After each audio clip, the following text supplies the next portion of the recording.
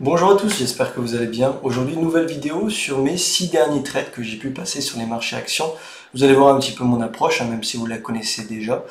Et on va regarder un petit peu ce que j'ai fait de bien, ce que j'ai fait de moins bien, ce qu'il faut toujours chercher à améliorer quand on fait du trading et se remettre en question. Donc vous allez voir quelques trades que j'ai pu prendre, certains très gagnants, d'autres légèrement perdants, le tout étant de bien gérer ses pertes et maximiser ses gains pour avoir un matelas financier assez sympa et ne pas être stressé par nos prises de position. Alors, on va prendre l'exemple de Albertson, c'était juste avant que je parte en congé, donc ça fait un bon mois. C'était un actif qui a été coté récemment, donc pas trop d'historique, mais qui a surtout bien latéralisé depuis quelques mois, depuis début d'année 2021. Ça fait à peu près voilà, 6 mois. Oula, ça fait à peu près 6 mois qu'on est dans ce range entre les 15 $ et les 20 $ et qu'on oscille avec des creux de plus en plus haut. Donc ça c'est vachement important peu importe la stratégie, hein, la théorie de dos, ça s'applique tout le temps. Et c'est primordial pour bien comprendre l'offre et la demande et surtout qui prend la main sur le marché. C'est extrêmement intéressant et ça nous apporte quand même des petites informations intéressantes pour notre trading. Donc on a eu un creux ici assez bas et puis on est remonté avec un creux légèrement plus haut. Donc déjà la volatilité se contracte et puis c'est ce qui s'est passé encore les quelques mois qui ont suivi puisqu'on est venu à un tel point de contraction que à un moment donné je me suis dit ça va péter. C'est un peu comme un champagne qu'on va ouvrir avec ces petites bulles sous le bouchon et quand on dessert un petit peu la force sur le bouchon, et ben, ça explose. Et bon voilà, c'est un petit peu pareil avec les vendeurs. Hein. Quand les vendeurs ont un peu moins la main, et que c'est les acheteurs qui prennent la main et qui ont tellement accumulé de titres et qui les gardent en portefeuille, ben là c'est là où les gros mouvements se produisent. Et c'est moi ce que je recherche un petit peu dans mon trading. Je m'excuse, je suis malade pour changer. Donc je suis rentré ici, hein, vous le voyez, il y a un léger gap de rupture, on le voit timidement, et j'ai décidé de prendre position à la cassure de cette résistance. C'est là où j'estimais qu'il y avait un niveau d'inflexion et un point d'entrée le plus optimal. Voilà, donc j'ai décidé de prendre position avec un risque assez court, hein, puisque je suis rentré par là, j'ai mis un stop là à 4%. Et puis voilà, je me suis dit, on va aller chercher au moins un risque noir dedans, de 2. De 2. Finalement, cet actif-là m'a proposé un très bon risque reward puisque je suis sorti à peu près à 17% de performance. Alors, vous allez me dire, c'est un très bon risque reward, mais voilà, j'ai pas pris la globalité du mouvement. On aurait pu capter derrière, en l'espace de 2 mois, 62%. Alors, il ne faut pas être frustré. Puisque un risque reward de 3 c'est déjà très bien, ça permet de compenser les futures pertes, d'avoir un matelas suffisant pour être serein. Par contre, ce qu'il faut se dire, c'est que je vais m'analyser. Avec une compression aussi importante qui dure à peu près 6 mois, est-ce que j'aurais pas pu donner un petit peu plus de chance au trade, le tenir un petit peu plus longtemps? Donc c'est la question que je me suis posée juste après, et c'est sur ce quoi je suis en train de travailler actuellement et de peaufiner pour éventuellement tenir un petit peu plus longtemps quand la base de compression est suffisamment intéressante et longue. Donc voilà, il n'y a pas d'erreur dans votre trading. Quand vous gagnez, c'est pas forcément une erreur, mais on peut toujours améliorer. Et c'est là où il faut se poser les questions, qu'est-ce que j'aurais pu faire de mieux ou qu'est-ce que je peux mettre en place pour améliorer ma gestion en vue de cette configuration bien précise. Donc là, c'est le cas avec Albertson. Vu la config assez longue, je me dis que on a compressé pendant plus de 6 mois. C'est pas pour sortir au bout de dizaines de jours. Il serait bien de tenir au moins 15 jours, 20 jours peut-être. Alors après, c'est subjectif, ça dépend du marché, ça dépend de plein de choses. En tout cas, un très beau trade avant les vacances, ça m'a fait du bien. Une perte cette fois sur ELF, donc j'ai une sélection d'un point de vue fondamental pour avoir des bons titres qui sont portés par leurs fondamentaux, et derrière je vais essayer de venir timer mon entrée avec l'analyse technique. En l'occurrence, on était sur une belle tendance haussière et puis on a eu ces creux de plus en plus haut. C'est ça qui est intéressant, c'est que la théorie de dos, ça se voit très vite si un actif est fort, il plaît aux institutionnels ou pas. On le voit dans l'action du prix, hein, si vraiment on tient nos supports, on réagit de plus en plus haut à l'achat. Donc ce titre était intéressant et puis je me suis dit, bon bah, je vais tenter la cassure de la résistance. Ici, il y avait des gros volumes par là, donc j'ai pris le trade, ça a vite invalidé, petite perte de 2-3%, je sais plus, mais je crois que c'était 3%. Pour un risque de 3%, j'aurais pu gagner facilement 12-13. Donc c'est ça qui est intéressant, c'est que je perds peu, mais je gagne beaucoup. Et c'est ça qu'il faut arriver à faire dans votre... Peu importe la stratégie, hein, que vous utilisiez les bandes de bol, Ishimoku, ou même aucun indicateur, soit les cassures, soit ce que vous voulez.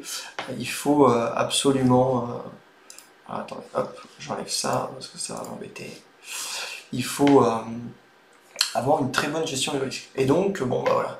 Je continue de surveiller cette action, puisqu'on voit quand même qu'on a un creux ici qui est positionné sur la moyenne mobile 200 et la zone d'ouverture clôture annuelle, donc ça c'est un niveau fort.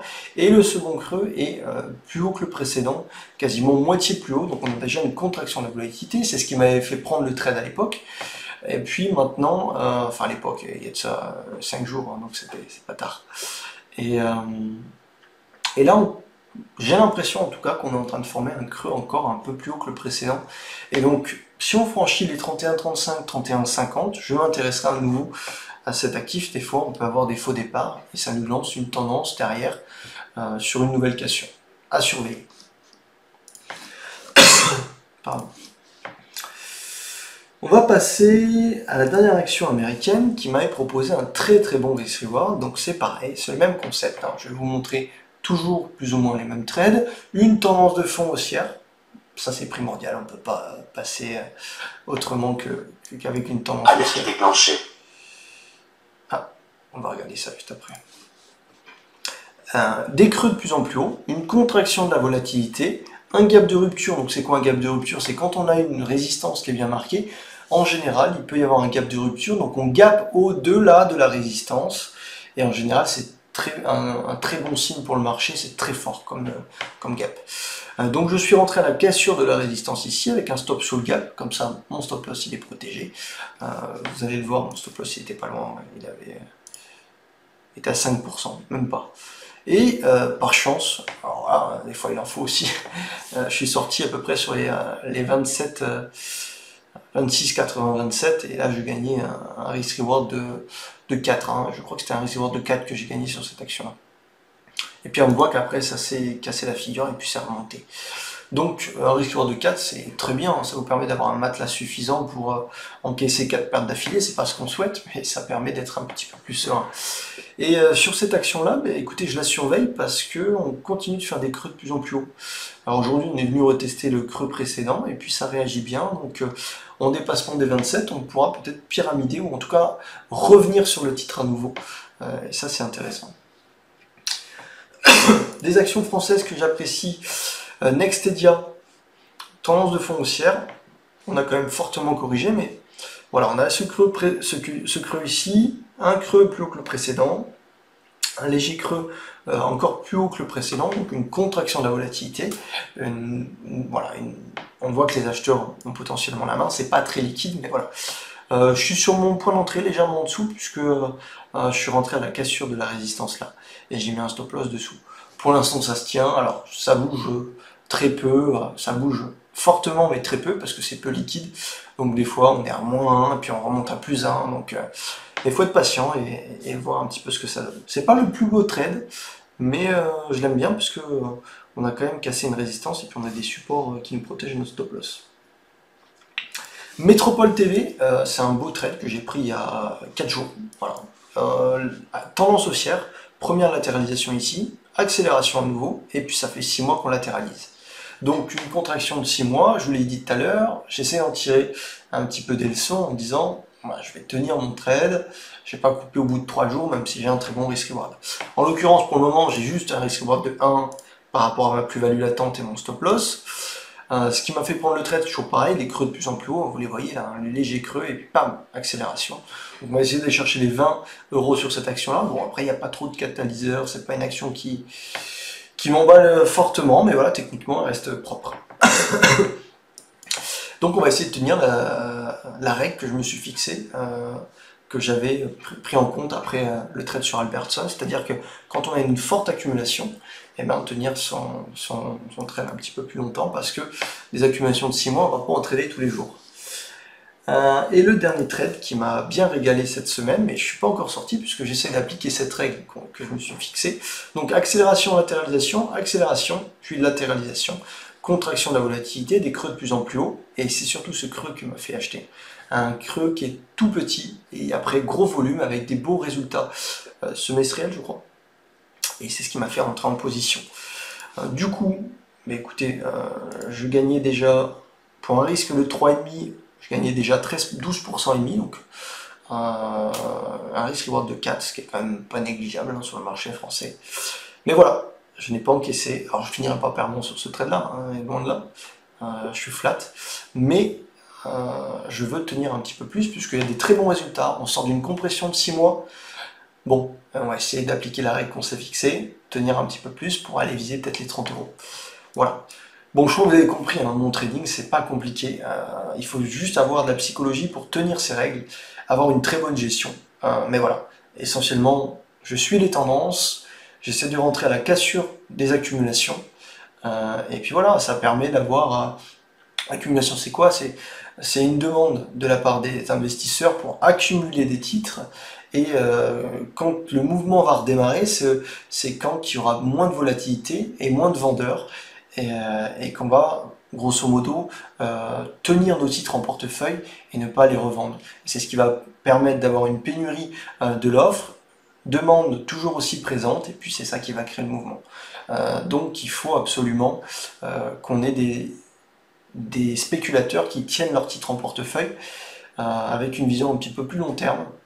C'est ce qui va permettre à cette accumulation de devenir encore plus petite, plus fine, et de redémarrer sur une nouvelle jambe haussière. Si vous regardez, tous les marchés sont construits de la même façon, l'offre et la demande, donc peu importe l'actif que vous tradez, eh ben, vous allez avoir des accumulations ou des distributions. En l'occurrence, moi je travaille que les accumulations sur le marché en question. Vous regardez l'Ether, le BTC, ce que vous voulez, il y a des accumulations partout. Ok, c'est la base du marché, le théorie d'eau, l'offre et la demande.